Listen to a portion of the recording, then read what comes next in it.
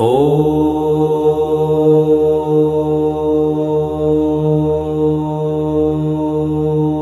श्रीधूमावती कवचम् धूमावच्चर्चनं शम्भो श्रुतं विस्तरतो म्या कवचं श्रोतुमिच्छामि तस्यादेव वदस्व मे शृणु देवि परं गुह्यं न प्रकाशं कलो युगे कवचं श्रीधूमावत्या शत्रुनिग्रहकारकम् ब्रह्माद्या देवि सततं यत्वशादरिघातिनः योगिनो भवशत्रुघ्ना यस्या ध्यानप्रभावतः ॐ अस्य श्रीधूमावती कवचस्य पिप्पलादर्शिः अनुष्टुप्छन्दः श्रीधूमावती देवता धूम्बीजं स्वाहा शक्ति धूमावती कीलकं शत्रुहन्ये पाठे विनियोगः ॐ धूम बीजं मे शिरपातु धूम ललाटं सदावतु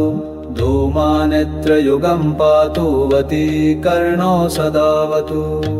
दीर्घातुदरं धेतु नाभिं मे मलिनाम्बरा शूर्पहन्ता पातु गुह्यं रुक्षा रक्षतु जानुनी मुखं मे पातु भीमाख्या स्वाहा रक्षतु नासिकाम् सर्वं विद्यावतु कण्ठं विवर्णा बाहुयुग्मकम् चञ्चला हृदयं पातु धृष्टा पार्श्वं सदावतु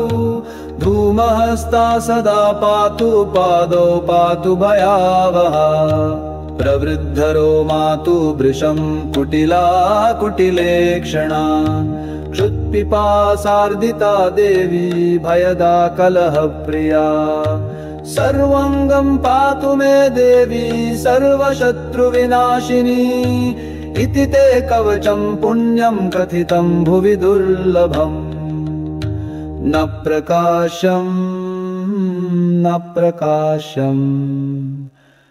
प्रकाशं कलौ युगे